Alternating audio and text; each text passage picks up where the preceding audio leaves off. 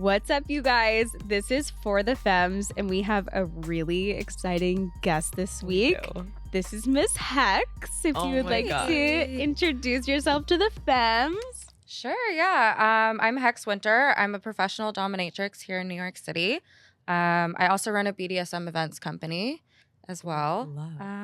But yeah, so me. Awesome. We're so excited. No, I'm not kidding you. We have, since we started the podcast, we have wanted to dive into this space and learn about it because I think it's so interesting. I think it's so cool. I know. And I feel like sometimes people have a certain viewpoint on it, but I'm like, a weird stigma to it. I'm like, it's not even like that. I'm like, I just want to know more. I think it's so fun. I think it's so cool and just so, I know. I'm excited. And one of my first experiences even learning about BDSM was 50 Shades of Grey, as I feel like most people. Yeah. And so one of my main questions was was that even real? Is that accurate? I mean, I don't think you can ever say that any portrayal is accurate or inaccurate. I know people love to debate on the internet all the time, oh, this is not real, or yeah, this is how it is. But I mean, the thing about BDSM is that it's really personal. And so one person's experience is not another person's experience. So do I think there are BDSM dynamics that look like 50 Shades of Grey? Sure. It's not out of the realm of possibility. Do I think it's the healthiest portrayal of BDSM? No. Okay. That's a different question. Yeah. Is it how I would practice it? No. Okay. But whether it's real or not, I think is not necessarily. Yeah. Okay. Yeah. That's interesting. Yeah. Because I've always wondered too, I'm like, does the dynamic normally happen in a relationship, or can you hire a dominatrix for certain experiences? I mean, there are all different types of dynamics. So I'm a professional dominatrix, so I am for hire. That is a thing. Okay. But then there are also lifestyle players who this is what they like to do. This is the way that they engage. Not even necessarily sexually, because BDSM isn't always tied to sex or sexuality. Right. But then there's kind of everything in between. Me and my friends will do a scene together, or me and my partners, or me and my clients. There's all different ways that can come about. And is it always in person, or do you do virtual as well? Personally, I don't. I much prefer an in-person connection. A lot of people do, and that's super valid in its own way. But I'm an in-person girl for sure. I can understand that. So when did you? Yeah, let's come take out? it back. Yeah, let's take it back to rewind. I'm excited. I'm so excited. Let me take it back. When did you come to New York? Have you always lived here? When did you come out? Let me hear your backstory. The whole backstory. Yeah. Okay. I mean, well, let me start with the when did I come out question, which is I didn't really. I was on a boat with my friend and my mom when I was 13, and I just forgot my mom was there and made out with my friend. Just love it. Forgot. Totally forgot. And then she was like, hey, you made out with and I was like, oh yeah. And that was kind of that was it. That was it. Yeah. That's I mean, great. My family's super chill, so it wasn't a big deal. It was just oh yeah, I forgot that this was a thing. Maybe I'll tell you. I haven't said, or I don't, whatever. Super casual. Just I know, right? Whatever. I love that. Yeah. It happened really smoothly, I feel that's how it should be. Yeah, it really is. I think so. Yeah, I've been really lucky. I have a really great family. So yeah, that's nice. If you don't mind me asking, are you open with them about your career? Do they know that you're a dom? Yes, so they cool. do. My mom knows explicitly. We talk about it. Me and my mom are really good friends. Mm-hmm. And then the rest of my family, I have to assume they know because I don't hide it. Yeah.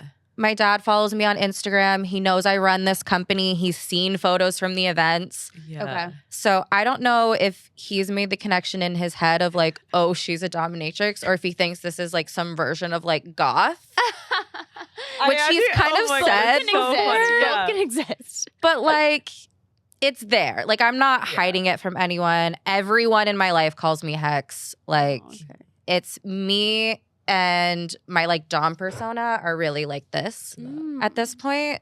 Okay. That's not the case for everybody, but for me, for sure. It feels very connected to who you are. One and the same pretty much. That's nice because I think maybe it feels more authentic to your clients then too, in a sense, because maybe if you're playing a persona, it's a bit different. And I don't know the exact like right terminology for this. We're That's learning. okay. Yeah. But you know, I think like for you to have it be kind of more connected is maybe a little bit better for your clients, would you say? It definitely opens up more possibilities because I don't have to hide either, right? Yeah. So, you know, that opens things up to like coming to events with me or like going out to dinner or whatever, or involving, I don't know, more of real life into this situation because I can be more freer with my time. I'm not worried about anyone seeing me. I'm not worried about anyone figuring it out. Yes. But for some people, that is the case. Yeah. Do they go into like this I don't like to say performance, but I guess alter ego. What maybe, would you call it? Alter ego for sure. Yeah. It's really interesting. I actually have a dominatrix friend who studies specifically this. Like she's doing a thesis in grad school specifically on like alter egos and particularly in sex work. And it's really fascinating. For me, the divide used to exist more, especially because I've done all kinds of sex work and they kind of all had different names for each different kind. Yeah. Those felt like different people. But then when I found BDSM and being a professional dominatrix and this persona, I was like, actually, I think this is just me. For some people, it's different. I think it helps them balance everything. Yeah. Like mentally, yeah, socially, work-wise. Yeah. Like I work in BDSM events, so I don't need to have the switch. Yeah. You can just be kind of yourself, which is really cool. I think. Yeah. Do you know a lot of people that like have like a 9-to-5 and then do this like kind of secretly? Like, could you imagine like your coworker, like you don't even know someone could 100% be working and then all of a sudden they do this? Like I love it. I think it's so cool. Oh, totally. Yeah. I mean, on all ends of the spectrum. Like I have friends who are like totally living a double life, like 100%. And that's what works for them, and that's cool. Yeah. I have friends who are just as out and open as I am, and also like shades of gray in between. Yeah. But I think it's cool that it's such a spectrum, which most things in life are, I think, you know, but especially this whole world, it feels so foreign to me. I don't know. Would you say it feels that way? I just feel like kind of what I was saying before, like I feel like it's not really talked about. Even like a lot with sex work, I think a lot of people have viewpoints on it and like just kind of think it's like bad or like not right in a sense, just because it's so kind of out of the norm for people. But I feel like when you're in New York and you actually start listening and talking to people, sex work and like BDSM is so more common than you actually think. 100%. And I feel like if you're not in New York, you don't really, or like maybe a city, you don't really understand that. Do you agree that like you feel like it's not hidden, but it's like it's more around you than you think? Yeah, for sure. I mean, it's kind of, I think, bubbling at the surface for a lot of people, especially in a big city, and especially in a city as expensive as this one. Yeah, like we're all figuring out how to get by and also like how to blow off steam. Yeah. I think what you said about like sex work especially is true. I think with BDSM and like the dom world, there's that extra layer of like, there's this whole vocabulary and terminology and clothes and tools. Oh, yeah. Yeah, that like creates more of a barrier, I think, for people. But I think that's what's really great about it. Yeah. All of those things. So this is kind of a question that I think a lot of people have, and it's a bit direct and it's probably different for other people. But like, does every dominatrix sleep with their clients, or is it not a sex thing? That really depends. Yeah. Okay. Yeah. So some people do and some people don't. It just depends on their preference. Yeah. Yeah. Okay. And especially in like certain states, I think that's legal, and you know, some it's not. So I think like consider that as well, right? Yeah. Yeah. I mean, every sex worker has their own like risk profile. Okay. Which is kind of the terms that we would use about, you know, if it's legal, if it's not legal, if they care, if they don't, but also their own personal boundaries. Yeah, I think that's like the main preface for Yeah. sure. Like whatever you're comfortable with too, and like the person as well.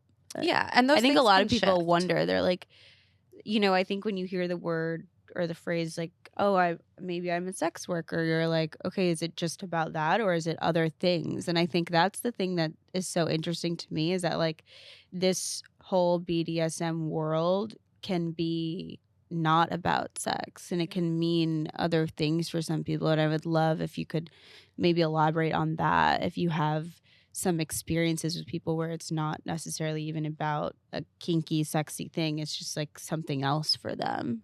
Yeah, I mean, that is a topic I could probably talk endlessly about. Okay. Because, yeah, I mean, it can definitely be about sex, and that's great. Yeah. But it isn't always. Yeah. And that's one of the ways that I think BDSM is so beautiful and really shines. I think it gives people, like, we're talking about the vocabulary and the tools and all of this, right? I think that gives people the tools to discover themselves, to talk about what they like and what they need, not just in a sexual way, but just expressing themselves, consent, aftercare, like all of those things. It gives you words for things that I think people, even in vanilla relationships, feel or desire or want to talk about, but like don't have those words or those tools to use. Yeah. And for me, I think that BDSM mostly is about giving people freedom to be themselves. Mm-hmm. And so sometimes that's sexual and sometimes it's really not. Yeah. And that was something I was just so curious about, because I was like, this has to be more complex than the average person I think would assume. Yeah. You know? I feel like when I was reaching out and trying to find my dom for this, when I was talking about the forms, and in these forms, I didn't really go deep into it.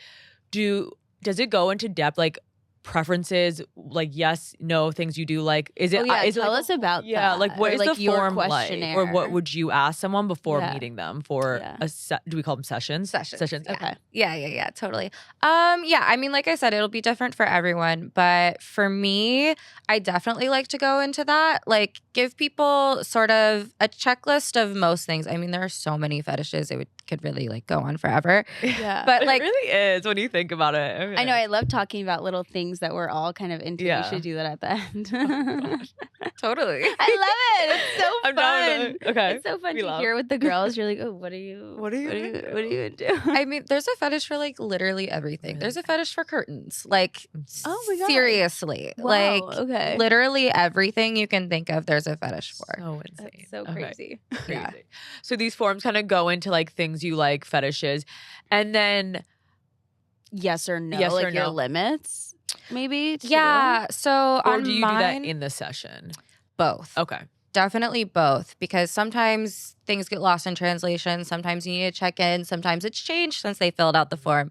Sometimes they're having an off day. Sometimes they usually like to crawl on their knees, but today their knees hurt. Like, Okay. always good to check in. Yeah. But yeah, on my form, it says hard limits and soft limits. Okay. So hard limits are like, absolutely the fuck not, under any circumstances, no. Yeah. Soft limits is like, under the right conditions, or maybe this is the thing I like to be like punished with, or that kind of thing. Like, not necessarily a hard no, but not like a absolutely yes. Mm-hmm.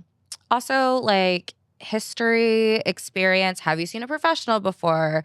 Are you a lifestyler? Like, what is your experience in this fetish that you're asking for, and this type of session that you're asking for, but also just in general? And then things like health, like the knee thing. Oh yeah, I Yeah. guess that's true. Do you cater your sessions to specific fetishes, or is there certain fetishes also that you're like, this is a hard no, like I don't do this? Yeah, I mean, I have hard limits and soft limits too. Yeah. For sure. Yeah. There are some people who like really super specialize, and there are some people who do everything. Okay. I kind of do most things, but I do have super hard limits. Like, my hard limits are hard limits. Yeah. And everything else can be somewhat negotiable. I think I have one soft limit.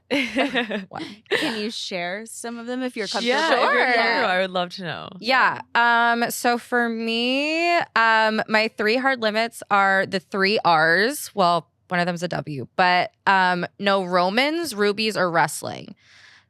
I'll explain. Yeah. what those mean. Okay. In fact, I don't know Let me any of hear. these. Yes. So. Yeah. Yes, I'm. Thank okay. God you can explain all. Of I'm this. I'm like a kid in like kindergarten right now. I'm like, okay, teacher. yeah. Okay, so this is where it's gonna get serious. Okay, so So fine. these are I'm some of locked the more like edgier ones. Oh, you're fine. Romans is a vomit fetish, Okay. Interesting. and rubies is period blood. Okay. And then wrestling is wrestling. That one's pretty So straightforward. funny you just said period blood. My TikTok, I swear to God, it's like it reads us. Listen. It was like this girl talking about how a guy actually like liked Was her period blood, but into like it. wanted like the clots. Like he like Oh. the clot. And I guess that is part of it. Like I don't know. Like he always wanted like to have the Eat clots, the and clot? I don't know. Eat Was it? it a texture thing? I guess he's like I think it was. I don't know. That was I'm crazy. Sorry. I mean, I'm open as far as partners I'm with, like doing things to them on their period, but Yeah, I don't the want anyone to clot. touch me on mine. You I know don't what? To feel each your own. good. I know that's true. And like if I don't feel myself and feel good, I can't get on the rubies. Okay. No rubies for you. Okay, It's a rubies. soft thing. There we It's a go. soft Okay. limit You're for getting me. the lingo. We're learning. We are. Yay. And what is I know. your I'm like, other? I want the forum so that I can just learn about myself. I know. I'm like, ooh, I didn't know this was one of my It fetishes. should be homework. We should link it. Honestly, yeah. Yeah. I mean, there's also what is it called? It's like there's a quiz online. Like took did it. We took it. We did it. Okay. Should we share I ours don't even with remember her? where mine is. Oh, I feel like it would. Do you have yours at the I'm ready? like, I know, like, do you? We should have I prepared. know. with that What is one. your Look. last hard limit, or was this your hard limit? Oh, I I had found 3 it. hard limits, and then my soft limit is pegging. Okay. I'm not that into it, which is Okay. the one that always surprises people. Really? Yeah. As a dom, 'cause I do feel like, well, I don't know. I did like a question. But I used to like kind of as a dom, like I would think that'd be such like a power move that they would like to do on So their true. So sub. true. I would assume that as well. Yeah. Yeah, and Maybe that's- for some people it is, but just not for you. You're like, eh. yeah, I don't like. I've heard it described that way. They're like, yeah, this feels like really powerful for me, and for me, I'm like, I don't like phalluses don't actually represent power to me, and neither does penetration. Like, I don't I feel agree. like just because you're penetrating someone that you're the more powerful one. Love that. Some people I don't do feel that think way. that though. They Especially think, in a like, if you're queer totally- relationship, I always think 100%. That, I think like sometimes there's this idea that if you're a top, you're more powerful. I'm like, No. can we both be? or you know, But it's so, also I like, don't yeah, think- why is it's not really even a power play because okay, you can top me, but like, what if I'm just like more like What if I'm like taking it?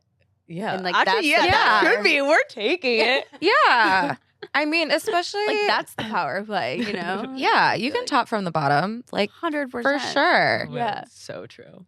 Like if That's what that's I'm gonna say. I'm a bottom top. Top bottom. I'm a bottom top. So you guys shut the fuck up. yeah, exactly. I just found my screenshot. If you Oh my don't mind gosh. me asking, how long are your sessions, and then what is like your price point, and what determines the price point? of- Yeah, that's a good question. I'm happy to talk about that. Sessions are anywhere from 1 hour to days on end. Okay. Although I think I actually just instituted a 3-hour minimum for new clients. Okay. So for me, new clients, 3 hours, but some of my favorites can do an hour. But yeah, or days. It really depends. You're open yeah. to, especially I'm sure it, depends on the relationship you have with a client. What if somebody, you find somebody who could be a good fit, but is so new to the BDSM world? What would you recommend for them? Like their first experience with a dominatrix?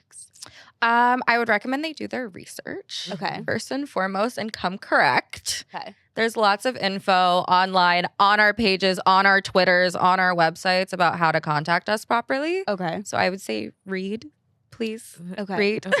Do your research, learn some things. Okay. Yeah. Do Yeah. research and reach out to you via your social medias or Definitely not my No. social No. media. Okay. The forums. the forums. I don't know what a forum is. Sorry. It's like- I'm like so When I'm you so went curious on to- like her website or another dom's website, it like has like had some pictures, kind of just like a little bit about, and then you have like literally a forum. It's like to contact me, and then it's like Okay. that's where I kind of saw some questions, and then I just stopped at the questions. So I was like, I don't think I need to fill out the questions. But Yeah. I'm like, oh shit, maybe I should have. I mean, See where I was Why at. not? Yeah. Okay. Um, Okay. So reach out through the forums, and then if somebody is new to BDSM and they have learned and did their research, the first step then would be to book a session with you. Yeah. Okay. And then I always start out sessions like going over what you put in your form, checking in, getting more of their history. Because also sometimes newbies, like, they'll check yes on one of the things and then they've never really done it or they don't really know what it means. So I would check in with them. And then I've kind of developed like a standard intro session that I give personally, which is really like exploratory and like takes things slow, and then you can kind of work up from there. Okay. That makes sense. I think I would want to try it. That's kind of cool. Caitlin's gonna fill out the form. Well, there's a form online. Yeah. And then, okay, so for, let's say, an hour session, do you base it off of time, like the price point, or is it of like what you are doing, like the fetishes? Yeah. Do you have to like go for like maybe a certain fetish or something? Yeah. Okay. There are a lot of things that are included, but there are some things that are like super specialty. Okay. For a range of reasons. One of them could be I don't like to do it. Okay. Like pegging. Yeah. You pay extra for pegging. Okay. Yeah. I'm not into it. Okay. Some things are because they require more cleanup, they require more supplies, it requires a special skill. Like med fet stuff, I always charge more for medical fetish. Okay. Because I am certified and trained as a phlebotomist, and I've taken a lot of classes in safety and bloodborne pathogens and all of these sorts of things that require time and money and energy. So you pay for that too. What is the most common fetish you see throughout your clients? That's a good question. I mean, I'm like, what are these New York people on right now? I mean, truthfully for me, and this is probably because of my marketing and I was known for this for a long time, it's one of the more extreme fetishes, which is called full toilet. Okay. Do you guys know what that is? Are you someone, share. you pee on someone? Nope. Full toilet. You do everything on someone and they really like that. They love it and Okay. sometimes consume it. Oh, wow. Okay. Not everyone. I remember, what is it? 2 girls, 1 cup. Oh. Remember? Back in the Kinda day. like throw that. up. That was like throw No, up. but they would eat. They were doing other stuff. Okay. Yeah. So It was that's a something Roman that full you're- toilet Yeah. combo. So that's something that you have been Specialized? known for in the past, and they love, like your clients, they come to you specifically for that. Yeah. For a while when I started it, there weren't very many people that would do it. Okay. One, because it's extreme, but also because you have to like time your body and your Of system course. to Yeah. be able to Think do about that. Yeah, you're like, okay, matcha, coffee, I probiotics. know. Like, Wow, I didn't Yeah. even think about that. Yeah. Actually, the yeah, timing. you wouldn't be able to do it. Sorry, we can cut that out. God, I don't really care. I literally am like constipated all the time. I don't go for like days. I'm like, never mind.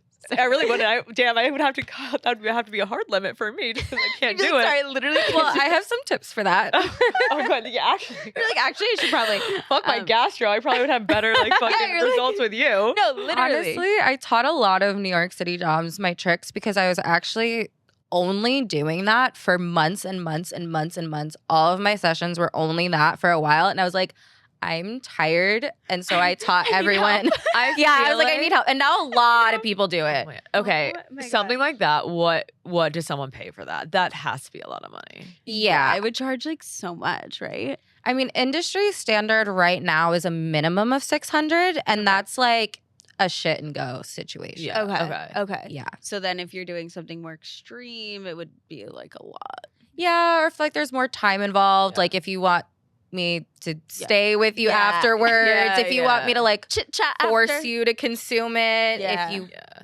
want to be humiliated in some way about it, if you want to do more than just that, price Yeah. goes up from there. Oh my God. And then, where do you do this? Do you have your own studio, or do you go to someone's like home? Like or is it different? I don't know. Like, where do you do this? It really depends. Yeah. You could go to someone's home. We call that an out call. Okay. Or an in call is either there are dungeons in the city that you can rent. I want to go if to you're one. in the know. I'm not in the know, but I'm like, I want to experience. Because I think I've only ever seen like porn in those dungeons. And I'm like, that's kind of hot. I mean, I could tell you after. yes. The secret. I cannot blow up anyone's spot. Of course. Yeah. Or hotels. Secrets. Hotels, I would assume. Yeah, I would. Yeah. So I heard, researching a little bit before our episode, do you have to be a sub first before you become a dom? Like, what's the process of becoming a dominatrix?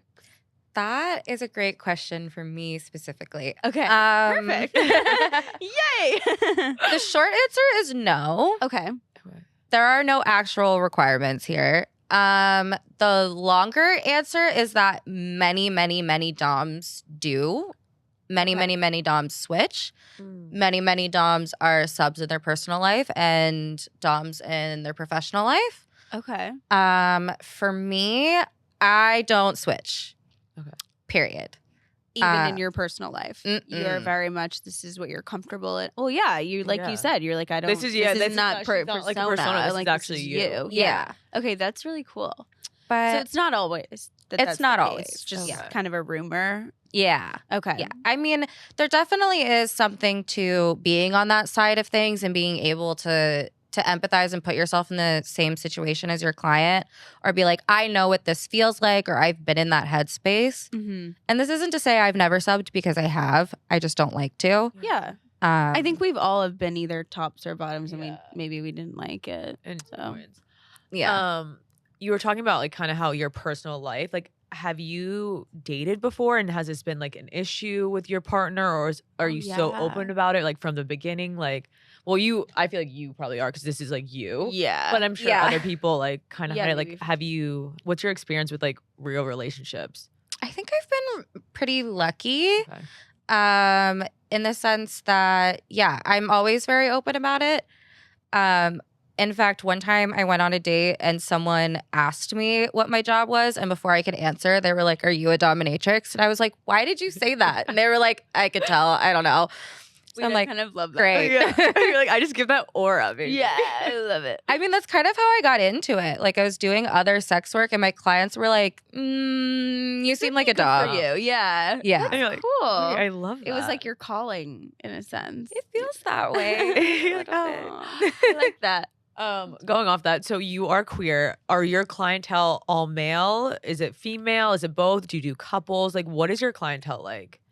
I mean, it's heavily male. It's not 100% male. Okay. But I definitely have had female clients. I've had non-binary clients. I've had trans clients. I've had queer clients, non-queer clients, like everything in between.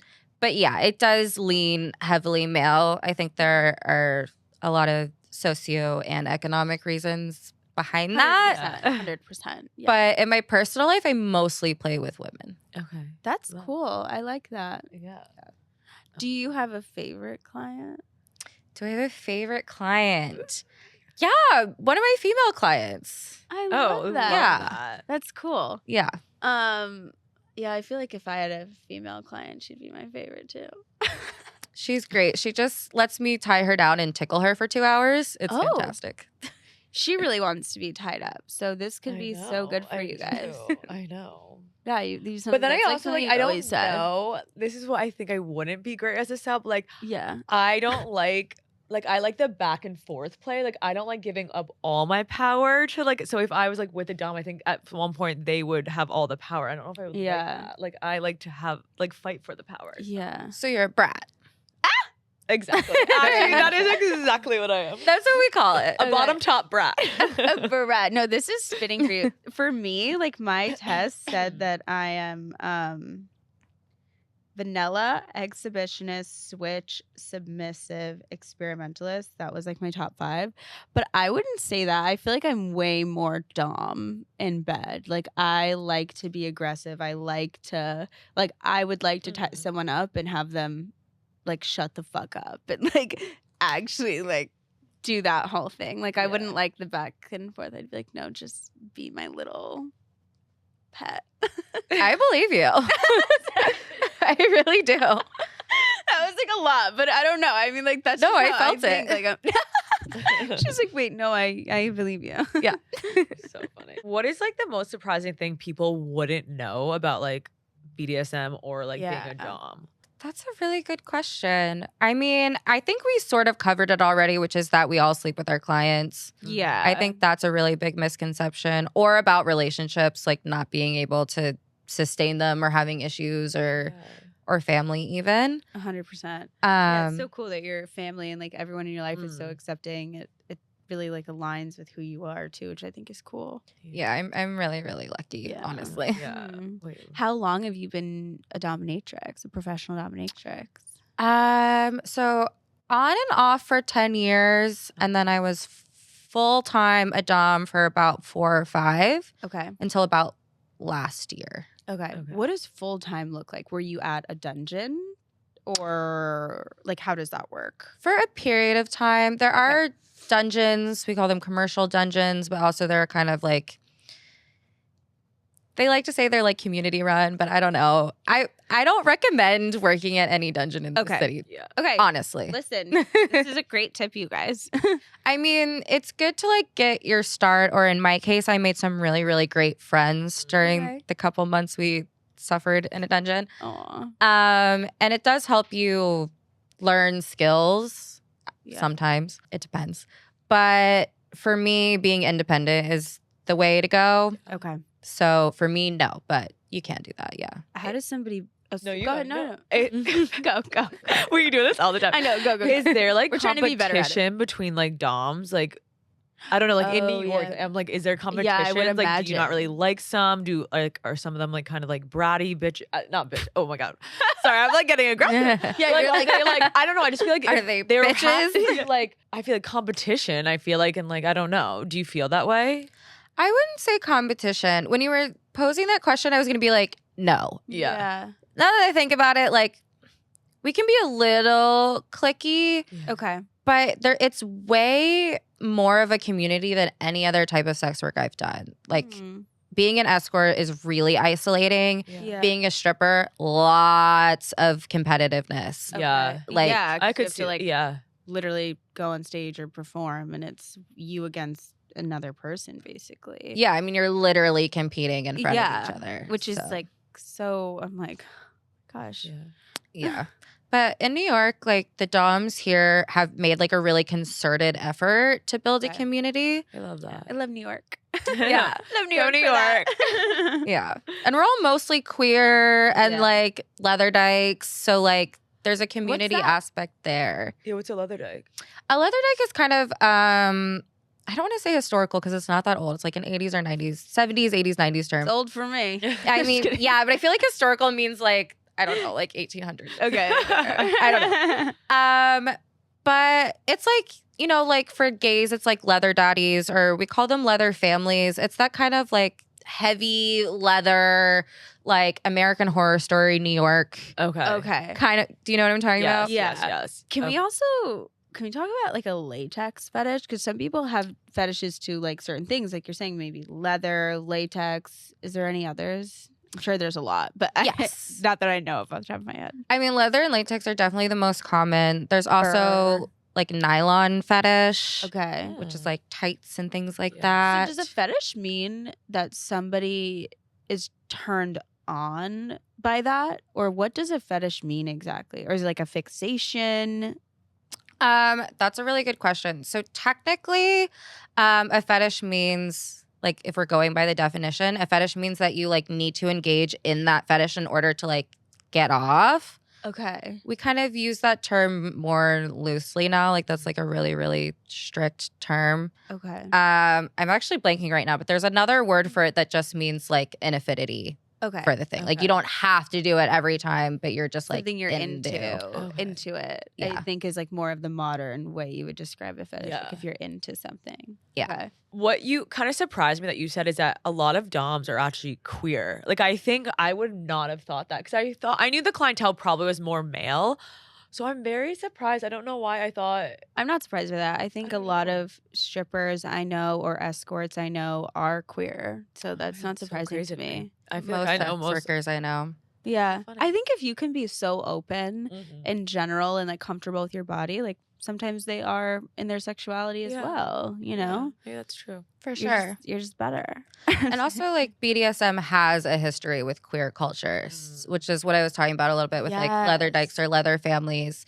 Like, those bars, like, leather bars were kind of also queer spaces and the only places that, like, queer people could gather, like, with each other and express themselves. Yeah. And queer people tend to lean towards BDSM, also because there's that lexicon, that vocabulary, different ways of creating relationships and families. That's like very queer thing to do. 100%. Like have especially a different back dynamic. then, you know, coming out and they want to feel comfortable in themselves and like have that community because maybe they didn't with their families. Like, and we're just more open people. Sorry. I mean, yeah, but because we have to be, right? Like 100%. we have to examine these things because we're told something's wrong and then we need to like figure it out and stand firmly in that in order to like exist. Yeah. What was your earliest memory of being like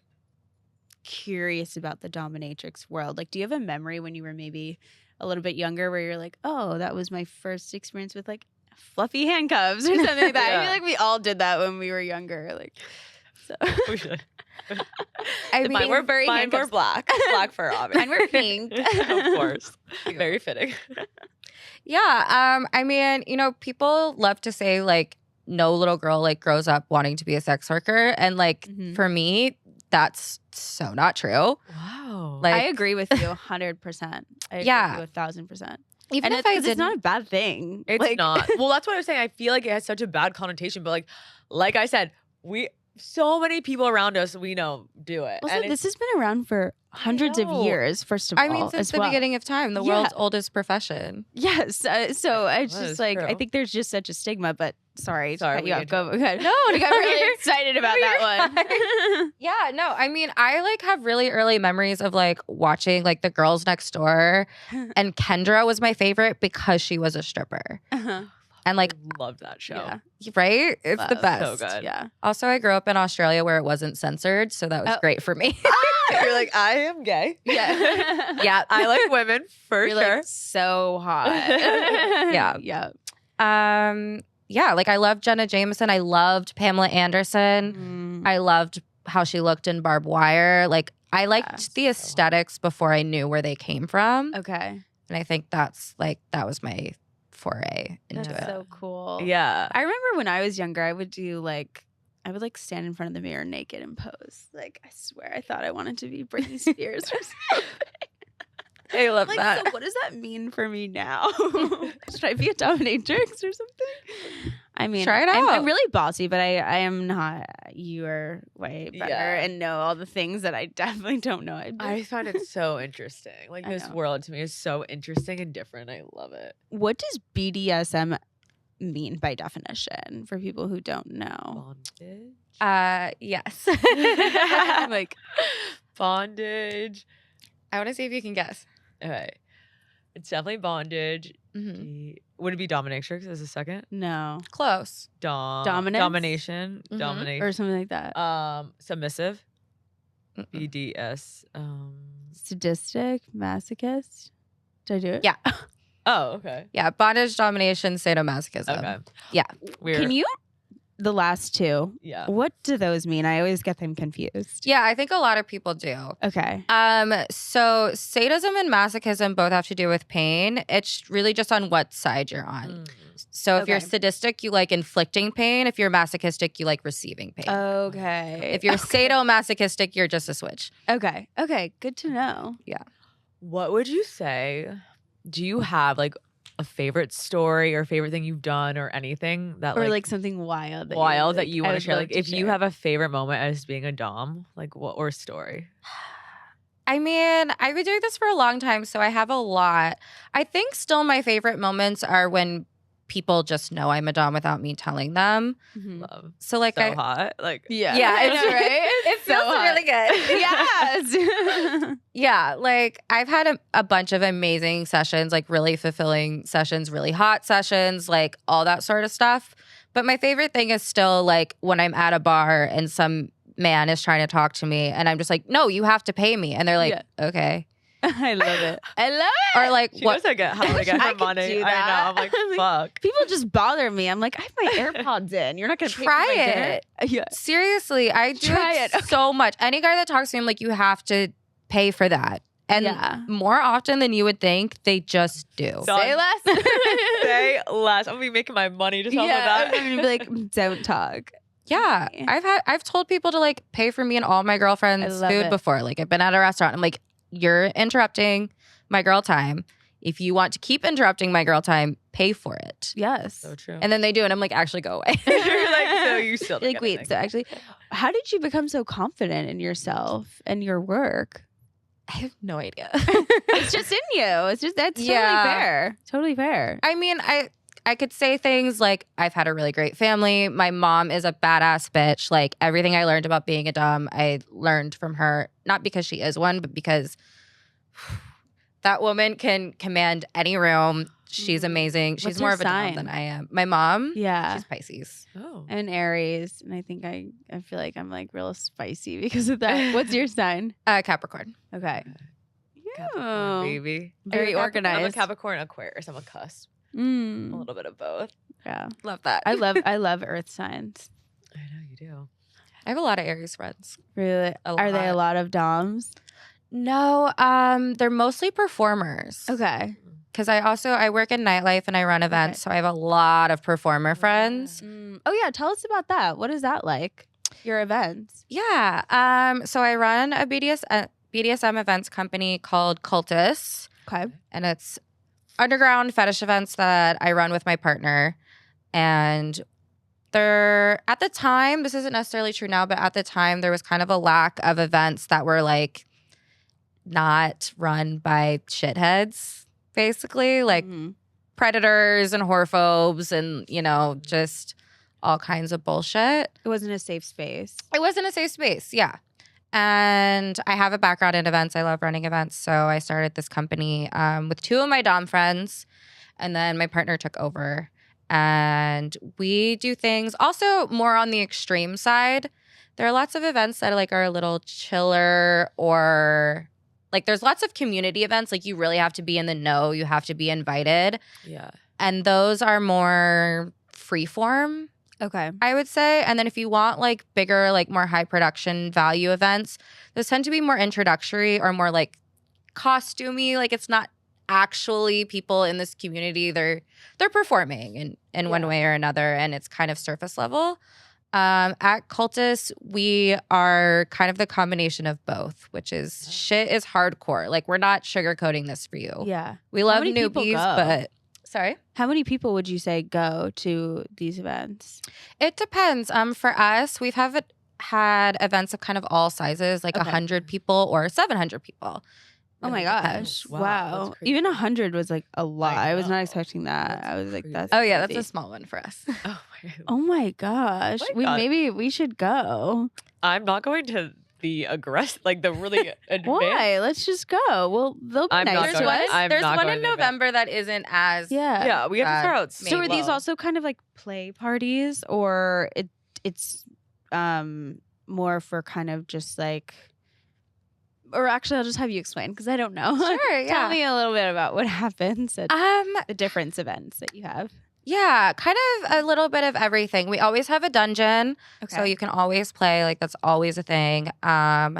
It's mostly a party. Like we say it's a party first. It's not a hangout. It's not just like an orgy. I don't know.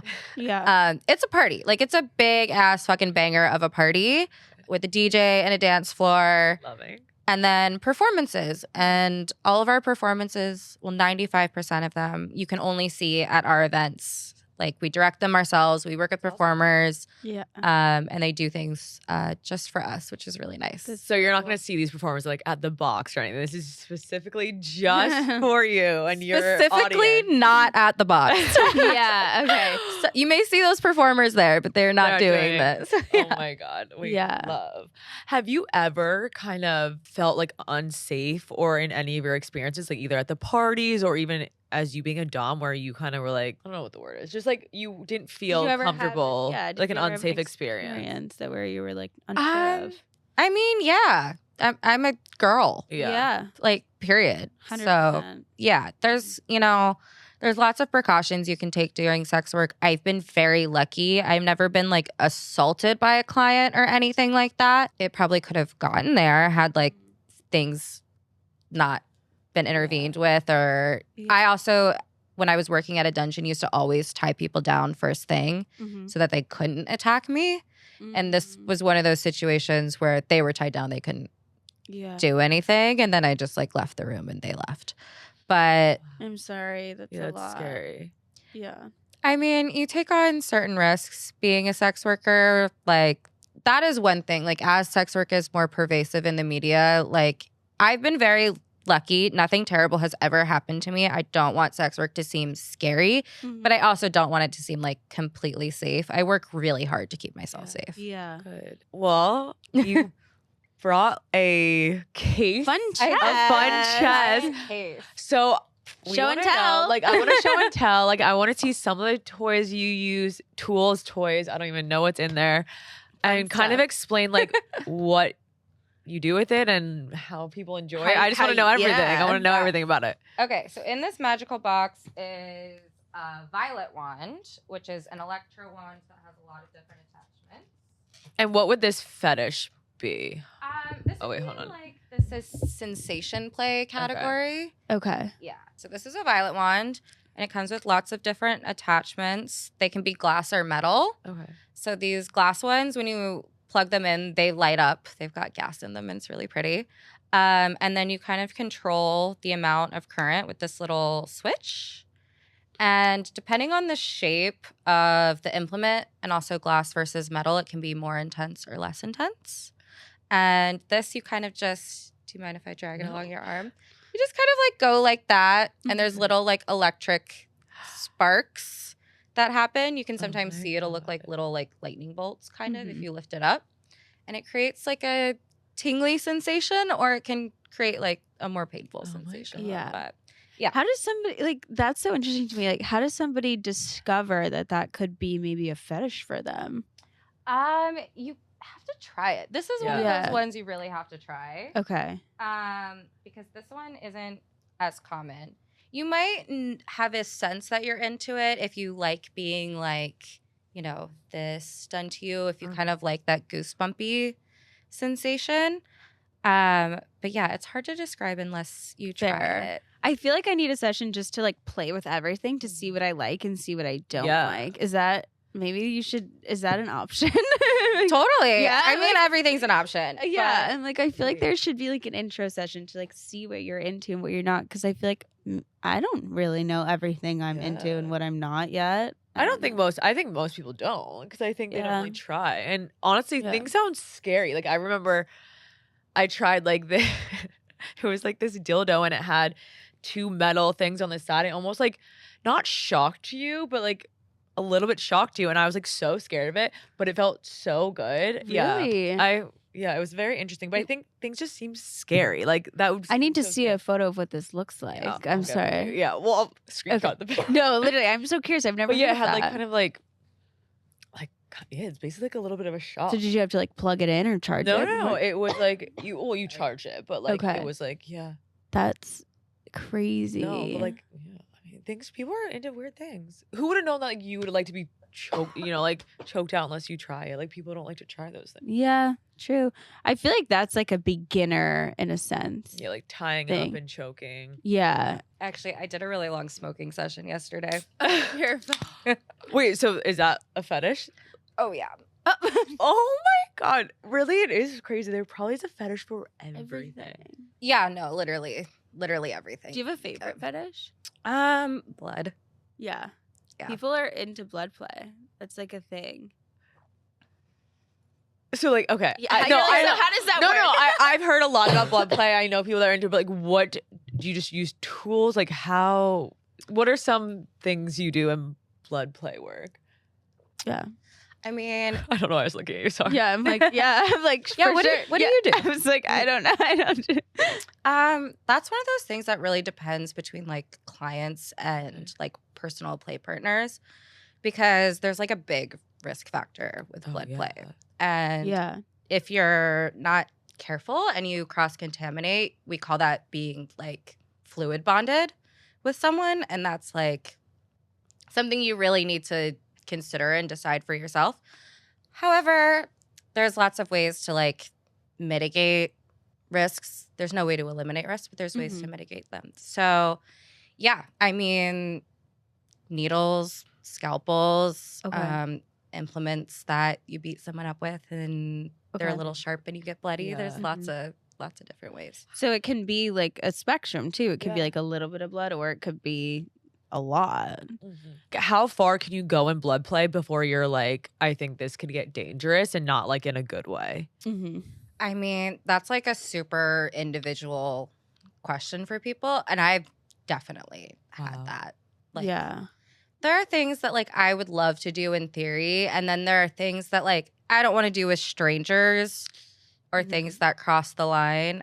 I mean, the guy I was talking about who like almost he would have attacked me if he wasn't tied down.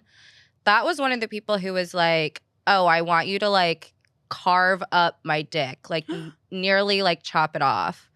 And that like, no, you're gonna go to the hospital. I'm gonna get in trouble. That's dangerous. Like, no. That's actually a big thing that like we get.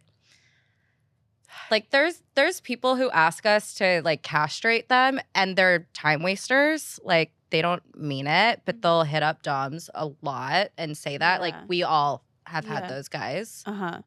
That's what I'm curious about is like you have to be careful because what if this person is looking for something else that's very dangerous and that honestly doesn't align with BDSM at all. And, you know, because I think a huge part of BDSM is consent and making sure that both people do feel safe despite what you're doing. But that doesn't seem like it at all, like those other people. Yeah, totally. I mean, also consent goes both ways. So like what the bottom is comfortable receiving, but also what the top is comfortable like giving. 100%. And I think that's something that people don't always realize and consider, especially in a professional situation. Those lines get blurred a little bit for some people. But yeah, I mean, there are risks with these things. Do you have certain like training that you've done like with like blood work and needles and all of that? Like do most DOMs do that or even like tying people up like shibari classes, things like that? Well, I mean, personally, like I seek out knowledge all the time. Lots of people in our community will give each other workshops. I have 2 clients that are doctors who have given me training. So I know how to give stitches. I know how to take blood. I know how to use scalpels safely. Like I can do first aid. I'm CPR certified. Like all of those things because I love doing MedFet and I want to make sure that I'm like mitigating those risks. Is that another fetish that you cater to often with your clients? Yeah, I mean, actually more in my personal life. Not so much professionally. I wish more. Because I'm super, super into it. And all of my friends, I'm blessed, they're all insane freaks and they're super into it too. I love how you're like, all your friends are like into it too. I know. I've never heard anyone that like, well, I guess maybe people don't share it. I know. I feel like we had like a little bit of a conversation with our friend a couple of weeks ago. And we were talking about like what we're kind of like into as like porn right now. And like that was, I feel like, the extent of our conversations. And I'm like, we should open up more. I know. I guess it's true. Like even when I watch porn, like I don't ever go into like looking at all these fetishes. Like these fetishes are online, but like I feel like 100%. How do you think couples can begin entering the BDSM world? Like, do you think they should take the online quiz and see where they both kind of land and then go from there? Or I mean, the first suggestion I would make is hire a pro to walk you through it. But barring that, I mean, everything starts with a conversation. So like, have you had any fantasies? Do you find yourself clicking on those categories when you're watching porn? Is there something that sounds interesting to you that you want to explore? And just taking it really slow. I mean, talking is the best way with anything. Maybe going to Purple Passion, which is really nearby here, actually, which is a BDSM store. Oh, and cool. shopping with your partner and being like, do you like this? What do you think about this? How does this make you feel? Like, and doing it together. What would you say, like, that sex shop is different than like the other sex shops, would you say? Like, do they have a lot of the same things, or is it completely different stuff? At Purple Passion specifically? Yeah, compared to like what's like Pleasure Chest or any other ones. Oh, yeah. I mean, stuff at Pleasure Chest is like the stuff you would get on Amazon. Purple Passion is like industry stuff, like actual nice implements, real leather floggers, real wooden paddles. Okay. They have a large like latex clothing section. They have all kinds of stuff. It's where like most of us shop when we need to shop in person. Yeah. Cool. Yeah. Do you have other websites you go to too? Usually Purple Passion's the go-to. In New York. Purple Passion's pretty much the go-to. There are latex websites definitely that I order from. In terms of implements, I shop really small, like people I know who make stuff. Yeah. Or cool. I'm a leather worker, so I make a lot of my own leather stuff. Oh, cool. Do you have a shop where people can buy online, or is personal for clients? I don't. Yeah, no, I do commissions. I used to work for a leather designer, and now I just like mostly do it. I just want to give you as much promo. I appreciate the that. event. Yeah, obviously her, you know, leather. Like, what do you wear to these sessions? Yeah. I really love latex. I wear a lot of latex. Latex is so hot. We were talking about this. I want a latex suit. I guess it depends. I mean, there's latex everything. I got a latex, like it's literally just like a bra and panties. So hot. So hot. Fill it up. I mean, I find latex like really comfortable. Really? Okay. Yeah. Like I have big boobs, so like same. Right. Okay. So you might really appreciate this. I will literally hang out in my house in a latex top and sweatpants. Love. Because it supports your boobs and there's no underwire cutting into you. Oh, it's so true. It's the best thing. Where should I? Yeah. I'm like, where should I go buy latex bra or something? I would like not even a bra, like just the tops that don't have underwire. Okay. They're so comfortable. Supportive.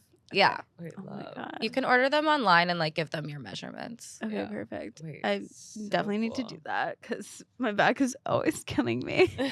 I feel you. I know, right? What is your favorite sex position in your personal life with your partner? I was thinking about that on the way over here. Most of them. Yeah. We love that. We love that. All of them. My partner's really great in bed. I think right now I'm really into like not doggy, but when like your stomach is actually flat.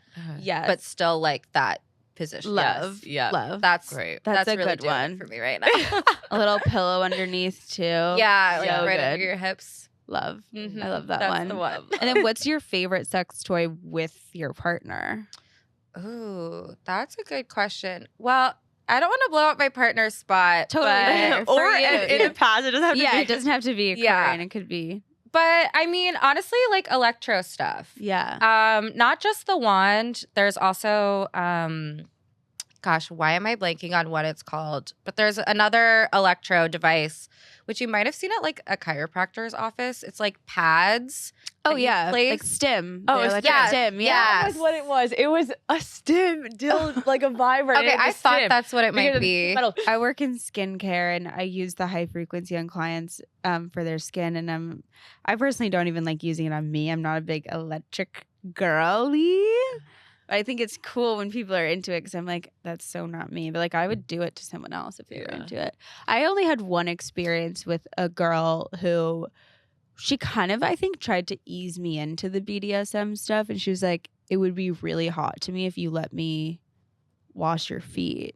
And so I tried to like kind of like be in this dom role and let her do that. And I found it to be really hot, and I definitely was like the top in that relationship too. But I was like, oh, like maybe I could do this like in my personal relationships, you know? I don't know. That sounds like a worship fetish. Yeah.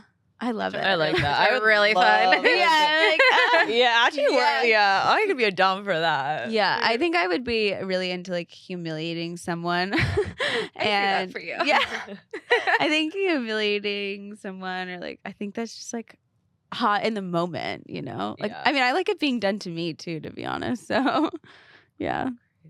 Do you have anything that you would be like into? I don't know. I feel like I would. Don't be shy. No, I feel like I like would totally be down to explore things. Like I love like getting tied up, choking like hot wax on me. Like I really like sensations too. Yeah, I feel like that's where you and I are different. You're into like the feeling of the things. I can't do that. I also like obviously like I do like dirty talk, but like I don't think I could have someone try to humiliate me. I'm like, so I feel like that would be like a thing I wouldn't. I don't know, but I really am be able to say it. Yeah, I really couldn't even say it. But that's what I always say. Like when we were talking about this, I was like, there's such a world out there that I don't know that I like. You kind of like I would want to try, but like there's things that totally scare me. Like I know blood play would be out of the picture, or like even I think like that would scare me too. Like even nipple clamps are like out of the picture. Oh my god, like, things like that that I know people after love. getting my boobs done. Nope, there's nipple clamps suck. Oh, okay. I hate when I just got my boobs done, and like the doctor had like squeeze them, and I was like, no, right there, I know I can never do a nipple clamp in my life. No. Yeah, no. Oh my god, I do love nipple torture on other people though. Yeah, they probably go wild. They probably love it. Yeah. Some women can come from it. I've made a guy come from it. A guy? I don't think I've made a woman come. Maybe. I usually have my nails are square right now, but I usually have long, pointy nails. Okay. I love to be. That's another thing I love. Yeah, well, I like your nails. I love little dig nails. Yeah, good. It's really fun. Also, it's just like on men, they're like really sensitive. They're way more sensitive than women, I found, and it's like a button you can press to just like get a reaction out of them. Yeah, it's really satisfying. Oh my gosh, I feel like I would love that. I know. Well, to wrap it up, do you have any red flags or icks? I know. I was like, I don't even know if we can even go. Do I have red flags? Oh my god! I was like, I don't even think mine. I don't even know what mine are gonna be. I'm like, after this, I think my red flag right now would be somebody who wouldn't be open to like trying this or maybe having a conversation about it. Like, I really like to be open sexually, and I'm kind of the person where typically I'll try anything once. You know, to see, and I'm just so curious. I'm like, I love it. I want to try it all. No, I agree. I think we always talk about this. Like, I feel like being open with your sexuality and like wanting to do it and learn about it and try new things. Like, I don't think I could be with a partner that wouldn't want to do that. Yeah, like, no. So that would be, you're right, good red flag there. Yeah, I agree with that. If you're not down to like explore yourself and like explore life, like we're not gonna get along. Like I live on the edges, so 100%. If you're like over here, it's not gonna work. I thought I did. Definitely not. No. Yeah. That's what I always think. Like when people are like, "Oh, what do you like in bed?" I'm like, if they're like, "Oh, you like being tied up," I'm like, there's things 10 times crazier than fucking being tied up or like choked out. Oh, Like, please. That's like step one. That literally is like baby. Yeah, I'm like that's baby, like and there are people who aren't into that stuff, and I'm like, huh, well, there's someone for everyone. There really is. I think so, 100%. Whenever my friends go through breakups, I'm like, there's a million people in the world. You'll find someone else, you know. This is one last question. It might not even make sense to like put it in, but have you like taught classes where like a couple came in and like the husband maybe wanted the wife to be a dom and like you kind of taught like how the wife to how to be like a dom?